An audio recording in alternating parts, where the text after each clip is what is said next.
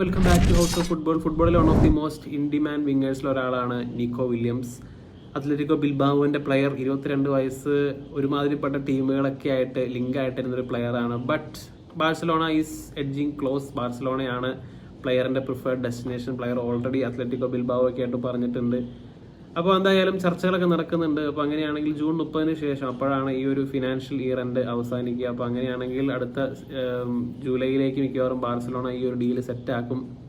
അപ്പോൾ എന്തായാലും 60 million release clause ഒക്കെ അത്ലറ്റിക്കോ ബിൽബാവോയിലുള്ളൊരു പ്ലെയറാണ്. അപ്പോൾ അങ്ങനെയാണെങ്കിൽ Yamal and Nico Williams linkup അടുത്ത സീസണിലേക്ക് കാണാൻ പറ്റും എന്നുള്ളതാണ്. അപ്പോൾ എന്തായാലും ഇവരുടെ ഈ ഒരു കോംബോ നമ്മൾ സ്പാനിഷ് നാഷണൽ ടീമിൽ ഓൾറെഡി കണ്ടിട്ടുള്ളതാണ്.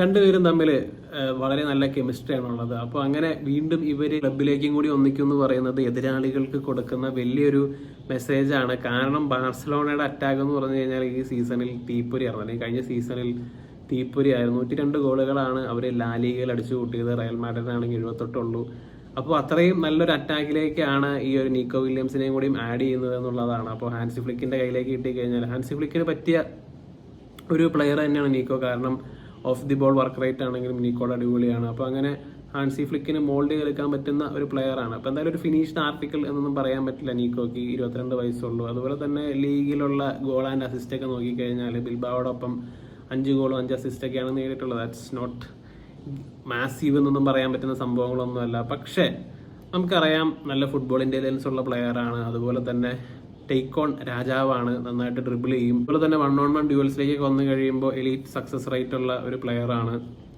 അതുപോലെ തന്നെ നന്നായിട്ട് ക്രോസ് ഇടും എന്നുള്ളതാണ്. ഇപ്പോൾ ലെവൻഡോസ്കിയാണ് ബാഴ്സലോണയുടെ ഫ്രണ്ട് ലൈൻ അടുത്ത സീസൺ നയിക്കുന്നതെങ്കിൽ പുള്ളിക്കാരന് ഇഷ്ടംപോലെ ഹെഡർ ഓപ്പർച്യൂണിറ്റികൾ കിട്ടും എന്നുള്ളതാണ്. ഇഷ്ടംപോലെ ക്രോസുകൾ യമാലും ഇടും, അതുപോലെ തന്നെ നീക്കോയും ഇടും. അപ്പോൾ അങ്ങനെ ഒരു സെൻട്രൽ ഫോർവേഡിനെ സംബന്ധിച്ച് ഹാൻഡ് റബ്ബ് ചെയ്യാവുന്നൊരു സാഹചര്യമാണ് ബാഴ്സലോണയിലുള്ളത്. അപ്പം അതുപോലെ വരുന്നൊരു ചോദ്യം റഫീഞ്ഞനെ എന്ത് ചെയ്യും എന്നുള്ളതാണ്. കാരണം പുള്ളിക്കാരൻ ഒറിജിനലി ഒരു റൈറ്റ് വിങ്ങർ ആയിരുന്നു. പിന്നെ അതിനുശേഷം ലെഫ്റ്റ് വിങ്ങിലേക്ക് കഴിഞ്ഞ സീസണിൽ പോയതിനു ശേഷമാണ് സ്റ്റാറായി മാറിയത്. പക്ഷേ പുള്ളിയുടെ ഒരു ഗെയിമിലേക്ക് നോക്കിക്കഴിഞ്ഞാൽ പുള്ളി കൂടുതലും സെൻറ്ററിലേക്ക് ഡ്രിഫ്റ്റ് ചെയ്യുന്ന ഒരു പ്ലെയറാണ്. അതുപോലെ തന്നെ നിക്കോയാണെങ്കിൽ വിട്ട് പിടിച്ച് നിൽക്കുന്ന ഒരു പ്ലെയറാണ്. അപ്പോൾ നമ്മൾ കഴിഞ്ഞ നാഷണൽസ് ലീഗ് ഫൈനലിലും കണ്ടതാണ്. നിക്കോ ഭയങ്കരമായിട്ട് വിട്ട് കീപ്പ് ചെയ്യുന്ന ഒരു പ്ലെയറാണ്. ടച്ച് ലൈനെ ഹഗ് ചെയ്ത് നിൽക്കുന്ന ഒരു പ്ലെയറാണ്. ഫ്ലിക്കിനെ നിക്കോനെ റഫീഞ്ഞനെ റൊട്ടേറ്റ് ചെയ്ത് ഉപയോഗിക്കും. അതല്ലെങ്കിൽ റഫീഞ്ഞനെ വേണമെങ്കിൽ അറ്റാക്കിംഗ് മിഡ്ഫീൽഡ് കളിപ്പിക്കാനും പറ്റും എന്നുള്ളതാണ്. കാരണം പുള്ളി സെൻട്രലിയും ഈ സീസണിൽ പുള്ളിക്കാരൻ്റെ ഓവറോൾ ടച്ചസും അതുപോലെ തന്നെ പൊസിഷനൊക്കെ നോക്കിക്കഴിഞ്ഞാൽ കൂടുതലും സെൻട്രൽ ഏരിയാസിലാണ്. അപ്പോൾ അതുകൊണ്ട് തന്നെ റൊട്ടേറ്റിംഗ് ഓപ്ഷൻ മാത്രമല്ല, ബാഴ്സലോണയ്ക്ക് വലിയൊരു ഡെപ്തും നിക്കോ വില്യംസ് വന്നു കഴിഞ്ഞാൽ കിട്ടും എന്നുള്ളതാണ്. അപ്പോൾ എന്തായാലും ബാഴ്സലോണയെ സംബന്ധിച്ച് ഒരു ഷുവർ ഷോട്ട് സക്സസ് സാധ്യതയുള്ളൊരു സൈനിങ് തന്നെയായിരിക്കും നിക്കോ വില്യംസ് ഉള്ള കാര്യം ഉറപ്പാണ്. അതുപോലെ തന്നെ അതിൻ്റെ ഇടയ്ക്ക് റാഷ്ഫോർഡിൻ്റെ പേരൊക്കെ ഇങ്ങനെ ലിങ്ക് ആവുന്നുണ്ടായിരുന്നു. കാരണം ബാഴ്സലോണയ്ക്ക് താല്പര്യമുണ്ട് എന്നുള്ള തരത്തിൽ ചില ജേർണലിസ്റ്റുകളൊക്കെ റിപ്പോർട്ട് ചെയ്യുന്നുണ്ട്. എത്രത്തോളം സത്യമുണ്ടെന്നുള്ള കാര്യം അറിയില്ല. കാരണം നീക്കോനെ സൈൻ ചെയ്ത് കഴിഞ്ഞാൽ പിന്നെ എന്തിന് റാഷ്ഫോർഡിന് നോക്കണം.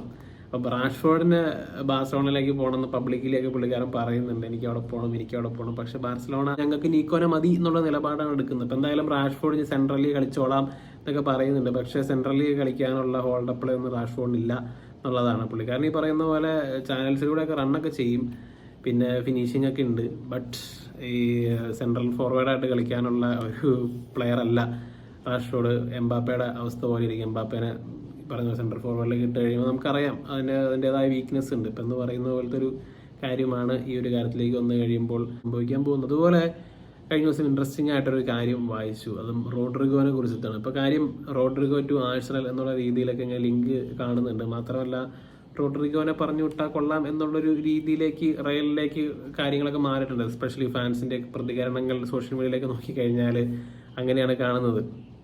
ഇപ്പോൾ റോഡ്രിഗോയുടെ കേസിലേക്ക് വന്നു കഴിയുമ്പോൾ പുള്ളിക്കാരൻ Copa del Rey final April 26 കളിച്ചതിന് ശേഷം പിന്നെ ഒരു മത്സരം റയൽ മാഡ്രിഡിന് വേണ്ടി സ്റ്റാർട്ട് ചെയ്തത് ക്ലബ്ബ് വേൾഡ് കപ്പിനാണ്. അതായത് 56 ദിവസങ്ങൾക്ക് ശേഷമാണ് പുള്ളിക്കാരൻ ഒരു മത്സരത്തിലേക്ക് ഇറങ്ങുന്നത്. അതിൻ്റെ ഇടയ്ക്ക് കുറേ കാര്യങ്ങളൊക്കെ ഇങ്ങനെ വന്നിരുന്നു. മാർക്ക റിപ്പോർട്ട് ചെയ്തൊരു കാര്യമാണ്. ഇത് അഞ്ചലോട്ടിയുടെ കോച്ചിങ് സ്റ്റാഫിൻ്റെ അടുത്തുനിന്ന് കിട്ടിയ ഇൻഫർമേഷൻ എന്നുള്ള രീതിയിലാണ് അവർ പറഞ്ഞത്.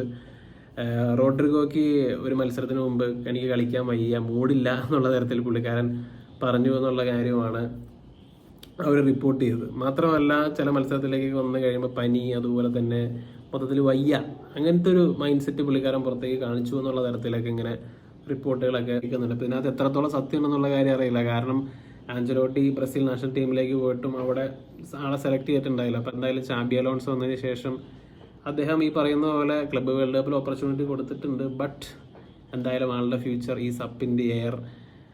എനിക്ക് തോന്നുന്ന ആൾക്ക് എന്തോ മെൻ്റലി എന്തൊക്കെയോ സ്ട്രഗിൾസ് ഉണ്ടെന്ന് ഫീൽ ചെയ്തു. മൊത്തത്തിൽ ഇങ്ങനെ കാര്യങ്ങളൊക്കെ വായിച്ച് കഴിയുമ്പോൾ ഫീൽ ചെയ്യുന്നൊരു കാര്യം എന്ന് പറയുന്നത് അതാണ്, some kind of mental struggles.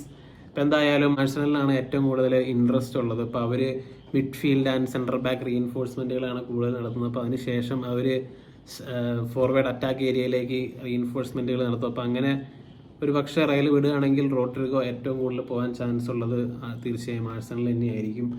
അപ്പോൾ ഗായ്സ്, എന്താണ് നിങ്ങളുടെ അഭിപ്രായങ്ങളുള്ള കാര്യം തീർച്ചയായും കമൻ്റ് ആയിട്ട് ഇടുക. മറ്റൊരു വീഡിയോയുമായി വീണ്ടും കാണാം.